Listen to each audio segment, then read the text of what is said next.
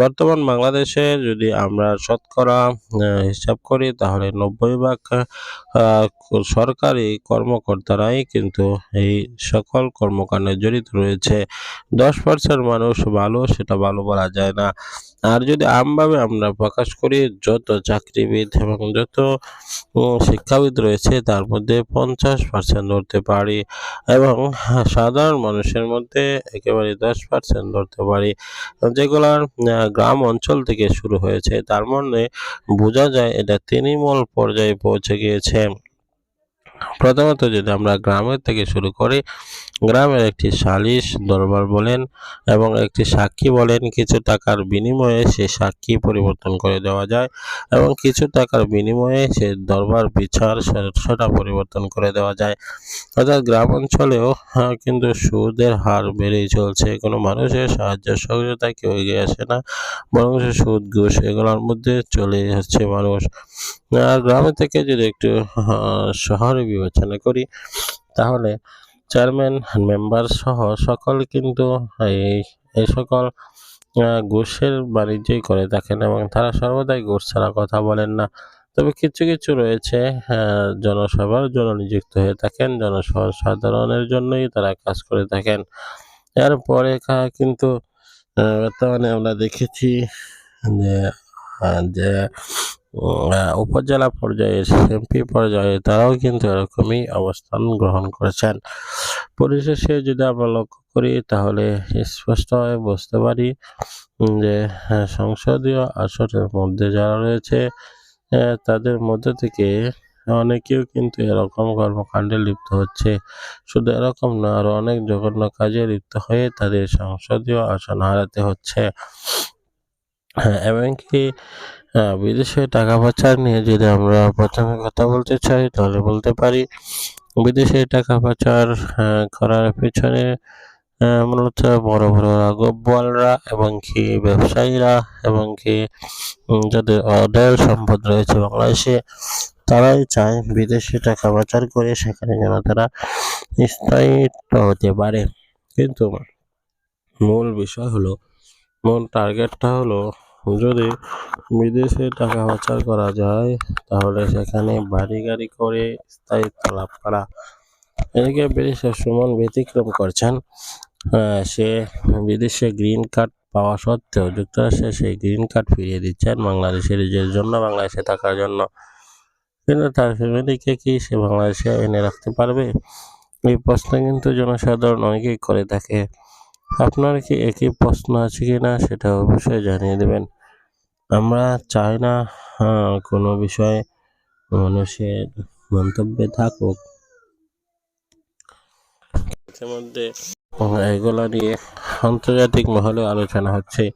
বাংলাদেশে টাকা পাচারের মধ্যে অন্যতম রয়েছে বাংলাদেশ, এবং টাকা পাচারের দিকে ধনাঢ্য ব্যক্তিরা তারা সে দেশের এমন অবস্থান তৈরি করেছে যে সেই দেশে বসবাসরত ব্যক্তিরাও কিন্তু এত শক্ত অবস্থানে নেই যে অবস্থান তারা তৈরি করেছে। ওই জন্য আমরা মনে করি যে এই শক্ত অবস্থান, এই সকল বিষয়গুলো থেকে যদি ফিরে আসা যায় তাহলে একমাত্র মাধ্যম হবে শক্ত অবস্থান করা, তাদের বিরুদ্ধে শক্তভাবে পদক্ষেপ গ্রহণ করা। কেননা ইতিমধ্যে যদি আমরা লক্ষ্য করি তাহলে বুঝতে পারি পদক্ষেপ শক্ত না হওয়ার কারণে কিন্তু এমন ঘটনা ঘটছে। ইতিমধ্যে এই সকল বিষয় আমরা সকলেই সাধারণভাবে দেখি বিদায় কিন্তু সাধারণ রূপে প্রকাশিত হয়, কিন্তু নিজের বেলা এবং অন্যের বেলায় কিন্তু হঠাৎ করে এরকম ঘটনা আসতে পারে সামনে। এই সকল অবৈধ বিষয় থেকে সর্বদাই যারা বিরত থাকে তারা অবশ্যই সমাজে প্রতিষ্ঠিত ব্যক্তিদের অন্যতম।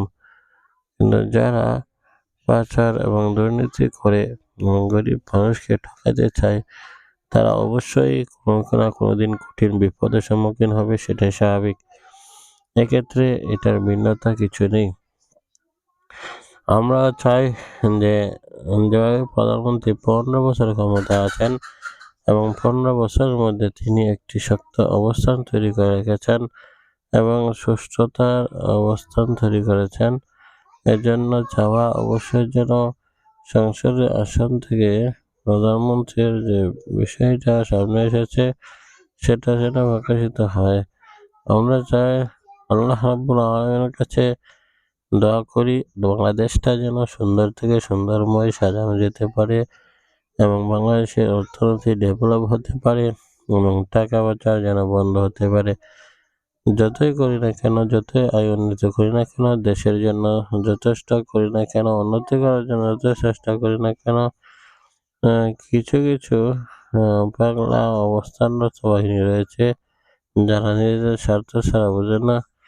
সে স্পষ্ট দেখা গেছে তার শেষকে খেয়ে ফেলছে। এরকম কিছু বিষয়গুলো সামনে আসলে না পারা যায় বলতে, না পারা যায় দেখতে। এই জন্য আমরা চাই যে সুষ্ঠুতার সহিত নিরপেক্ষ নির্বাচনের মাধ্যমেই কিন্তু সবকিছু ফয়সালা হয়ে থাকে। গণতান্ত্রিক এই দেশের মধ্যে যদি গণতান্ত্রিক নির্বাচন হতো, সুষ্ঠু অবাধ নির্বাচন হতো, তাহলে অবশ্যই আমরা মনে করতাম যে সুস্থতার জন্যই কিন্তু এমনটা হচ্ছে। এজন্য আমরা চাই যে সুস্থতার সহিত যখন কথা হবে তখন আমরা বুঝতে পারবো যে তার কি টাকার জন্য লোভ কিনা নাকি তার সত্যিকারে এটা টান রয়েছে। এই বিষয়টা বিবেচনা করতে দিয়ে কিন্তু সকল কর্মকাণ্ড করতে হবে। এখানে যারা টাকা পাচার করছে তারা কিন্তু সুখের জন্যই করছে, কিন্তু প্রকৃতপক্ষে তাদের সেরকম সুখ নেই। কেননা বাংলাদেশে সকলের মাঝে থাকা যতটুকু সুখ সে দেশে থাকলে ততটুকু সুখ হবে না, এটাই স্বাভাবিক।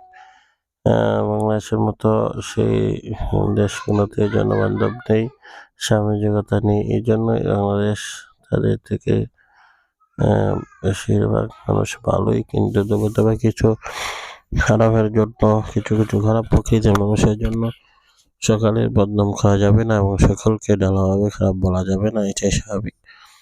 দুর্নীতি রোধের জন্য আমেরিকা যুক্তরাষ্ট্র যে পদক্ষেপ গ্রহণ করেছে সেই পদক্ষেপকে সাধুবাদ জানাতে হবে এবং বাংলাদেশে আরও নতুন নতুন পদক্ষেপ গ্রহণ করতে হবে, নয়তোবা কোনোভাবেই জালে আটকানো যাবে না।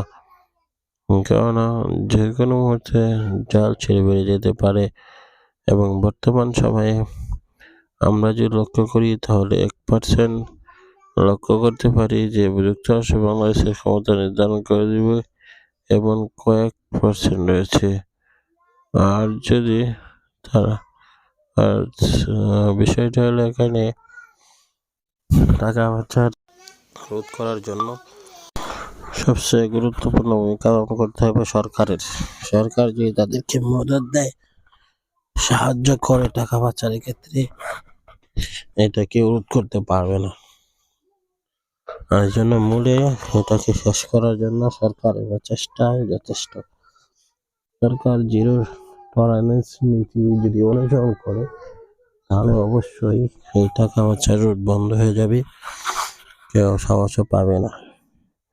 কিন্তু যদি আইন নরম করে দেখা হয়, শক্ত করে দেখা না হয়, টাকা পাচার করেই যাবে। সুতরাং টাকা পাচার রোধের জন্য আমি মনে করি যে একান্তভাবে সরকারের অগ্রসর হতে হবে, নয়তোবা টাকা পাচার সমূলে শেষ করা যাবে না। টাকা পাচার সমূলে শেষ করার জন্য অবশ্যই একান্তভাবে প্রয়োজন।